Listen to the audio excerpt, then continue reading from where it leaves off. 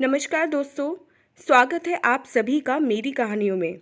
मैं हूं शिखा और एक बार फिर से आपके लिए लेकर आई हूं एक नई कहानी और उम्मीद करती हूं कि बाकी कहानियों की तरह ये कहानी भी आपको बेहद पसंद आएगी।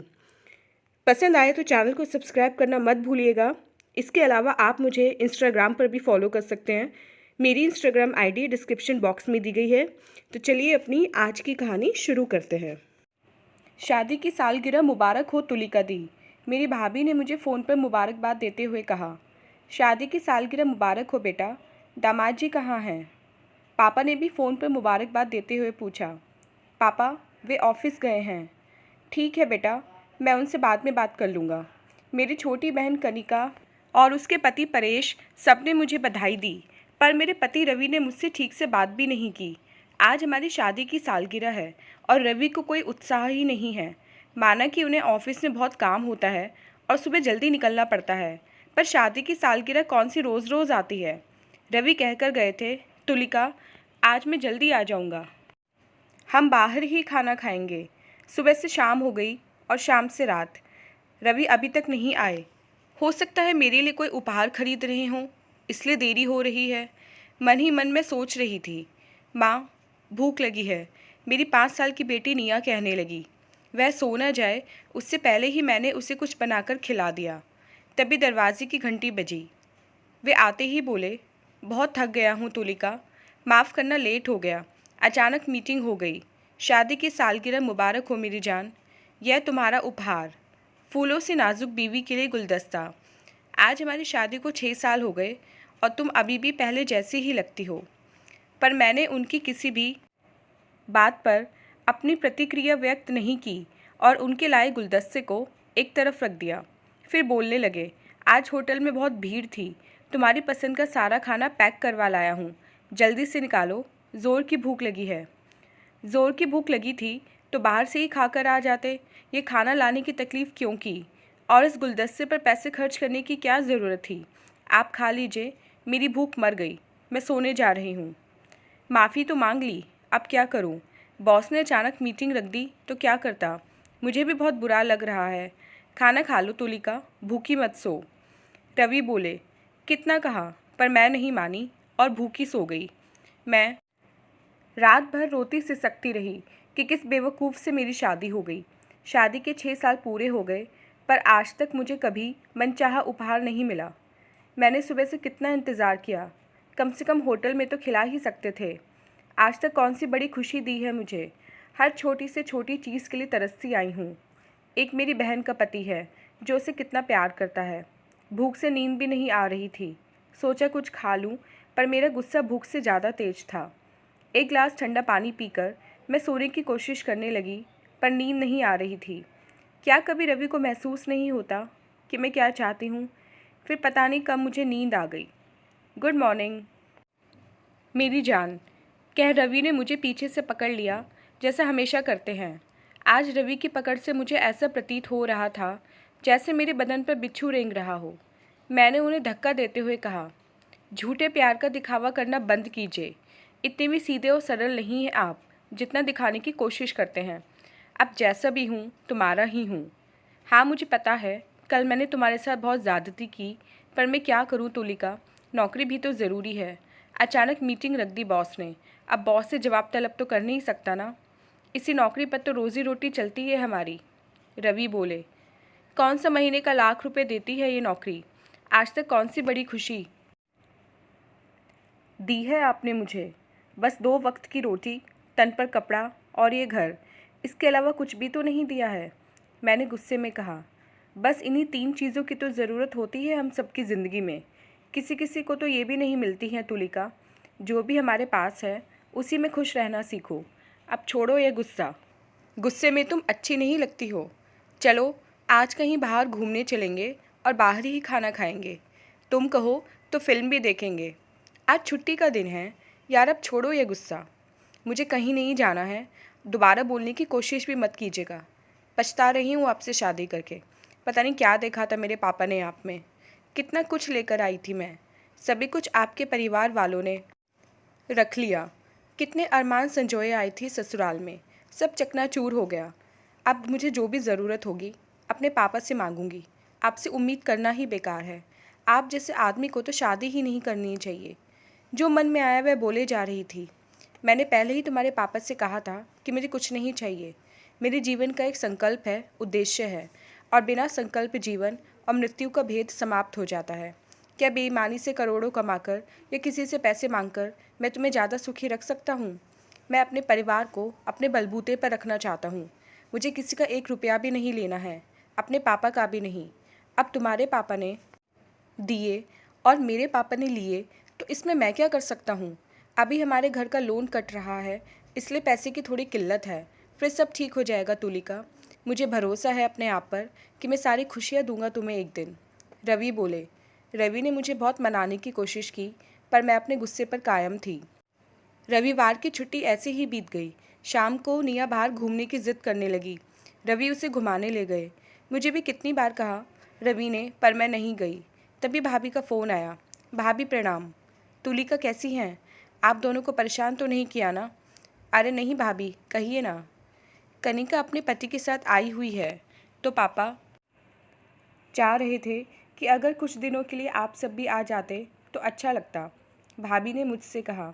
हाँ भाभी, देखती हूँ। वैसे भी आप सबसे मिलने का बहुत मन कर रहा है। कह फ़ोन काट कर मैं सोचने लगी कि कितनी खुशहाल है कनिका। कुछ दिन पहले ही सिंगापुर घूम कर आई है अपने पति के साथ, और एक मैंने सोचा कि कुछ दिनों के लिए पापा के पास चली ही जाऊं। कम से कम कुछ दिनों के लिए इस घर के काम से दूर तो रहूंगी। और फिर मुझे अपने पति को सबक भी सिखाना था, जो सिर्फ मुझे इस्तेमाल करना जानते हैं। माँ, कहकर निया मुझसे लिपट गई। कहाँ कहाँ घूमी, क्या क्या खाया, सब बताया। फिर बोली, पापा आपके लिए भी आइसक्रीम लाए हैं। मुझे नहीं खानी है। जाओ बोल दो अपने पापा को कि वही खा लें, और यह भी बोलना कि तुम और मैं नाना के घर जाएंगे, टिकट करवा दें। पापा, हमें नाना के घर जाना है। माँ ने बोला है कि टिकट करवा दो। निया बोली।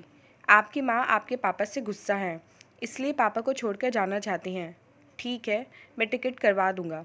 रवि मेरी तरफ देखते हुए बोले। रवि जब मुझे और निया को ट्रेन में बिठाकर अपना हाथ हिलाने लगे और ट्रेन भी अपनी गति पकड़ने लगी, तो निया पापा पापा कहकर चिल्लाने लगी। रवि का चेहरा उदास हो गया। वे मुझे ही देखे जा रहे थे। तभी लगा कि आवेग में आकर कहीं गलती तो नहीं कर रही हूँ मायके जाकर। पर ट्रेन की रफ्तार तेज़ हो चुकी थी। पूरा रास्ता यही सोचती रही कि इतना नहीं बोलना चाहिए था मुझे। सुबह ही हम पटना पहुँच गए। सबसे मिलकर अच्छा लगा। पापा तो बहुत खुश हुए।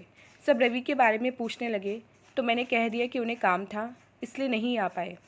यहाँ आए 4-5 दिन हो गए। रवि रोज़ सुबह शाम फ़ोन करते।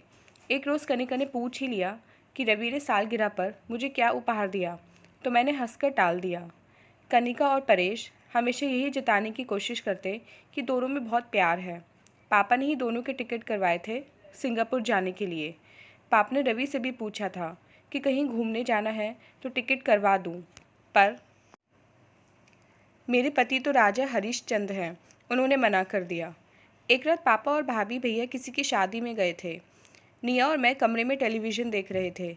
दीदी, मैंने खाना बना दिया है, मैं अपने घर जा रही हूँ, कामवाली कहकर चली गई। थोड़ी देर बाद निया के खाने का वक्त हो गया। निया सो न जाए, यह सोचकर मैं किचन में खाना लेने जाने लगी कि तभी कनिका के कमरे से हंसने की और अजीब सी आवाज़ें आने लगी। ये कनिका भी ना, कम से कम कमरे का दरवाज़ा तो लगा लेती। मैंने सोचा परेश के साथ अभी उसे समय मिला। मैं बुदबुदाई, पर जैसे ही मैं किचन से खाना लेकर निकली तो मैंने देखा कि कनिका तो बाहर से आ रही है। कनिका, तुम तो फिर तुम्हारे कमरे में कौन है? तुम कहीं बाहर गई थी? मैंने आश्चर्य से पूछा। हाँ दीदी, मैं पड़ोस की स्वाति भाभी के घर गई थी।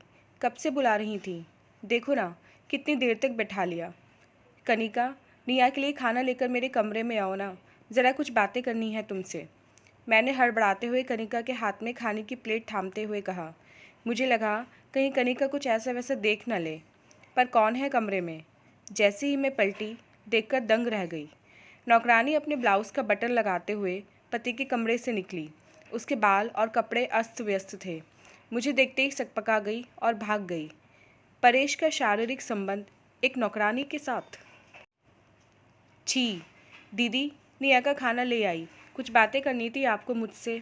उफ़, दिमाग से निकल गया कि क्या बातें करनी थी। सुबह कर लूँगी, अभी तू जाकर आराम कर। ठीक है दीदी। उफ़, क्या समझाता मैंने परेश को और वह क्या निकला। अब तो परेश से घिन आने लगी है। और एक कनिका अपने पति की बड़ाई करते नहीं थकती है। रवि तो मेरी खुशी में ही अपनी खुशी देखते हैं और मैंने कितना कुछ सुना दिया उन्हें। आज तक कभी उन्होंने पराई औरत की तरफ नज़र उठाकर नहीं देखा। मुझे रवि की याद सताने लगी। मन हुआ कि अभी फ़ोन लगाकर बात कर लूँ। सुबह जब रवि का फ़ोन नहीं आया तो मैंने ही फ़ोन लगाया, पर उन्होंने फ़ोन नहीं उठाया। बार बार फ़ोन लगा रही थी पर वे नहीं उठा रहे थे। मेरा मन बहुत बेचैन होने लगा। अब मुझे चिंता भी होने लगी। इसलिए मैंने उनके ऑफ़िस में फ़ोन किया तो रिसेप्शनिस्ट ने बताया कि रवि आज ऑफ़िस नहीं आए और कल भी जल्दी चली गए थे। उनकी तबीयत ठीक नहीं लग रही थी। यह सुनकर मुझे और चिंता होने लगी। पापा, रवि की तबीयत ठीक नहीं है, अभी ऑफ़िस से पता चला, इसलिए मैं कल की गाड़ी से चली जाऊँगी। मैंने पापा से कहा। कोई चिंता की बात तो नहीं है ना, मैं हवाई जहाज़ की टिकट करवा देता हूँ, पापा ने मुझसे कहा। मैंने सोचा कि जो बात मेरे पति को नहीं पसंद वह मैं नहीं करूँगी, अतः बोली, नहीं पापा, मैं ट्रेन से चली जाऊँगी। आप चिंता ना करें, वैसे भी पटना से दिल्ली ज़्यादा दूर नहीं है। रास्ते भर में परेशान रही कि क्या हुआ होगा। ऐसा लग रहा था कि उड़कर अपने घर पहुंच जाऊं। करीब 7 बजे सुबह हम अपने घर पहुंच गए। मैं बार बार दरवाज़ा खटखटा रही थी पर रवि दरवाज़ा नहीं खोल रहे थे। फिर मैंने घर की दूसरी चाबी से दरवाज़ा खोला। अंदर गई तो देखा रवि बेसुध सोए थे। उनका बदन बुखार से तप रहा था। मैंने तुरंत डॉक्टर को बुलाया। डॉक्टर ने रवि को इंजेक्शन दिया। धीरे धीरे उनका बुखार उतरने लगा। जब उनकी आंखें खुली तो चौंक कर बोले, अरे मैंने तुम्हें परेशान नहीं करना चाहा, इसलिए नहीं बताया। माफ़ कर दो कि मायके से जल्दी आना पड़ा। कहते हुए रवि रो पड़े। माफ़ आप मुझे कर दीजिए, मैं ही गलत थी। मेरी आंखों से झरझर आंसू बहने लगे। फिर सोचने लगी कि मैं अपने अरमान उन पर लादती रही, कभी रवि के बारे में नहीं सोचा। कितने सौम्य, शालीन और सुव्यवस्थित किस्म के इंसान हैं मेरे पति। कितना प्यार और समर्पण दिया रवि ने मुझे, पर मैं ही अपने पति को पहचान नहीं पाई। अब कुछ मत सोचो तुलिका, जो हुआ उसे भूल जाओ। हम दोनों एक हैं और कभी अलग नहीं होंगे, ये वादा रहा। मैंने भी हाँ में अपना सिर हिला दिया। सच में हम दोनों एक दूसरे के वास्ते हैं।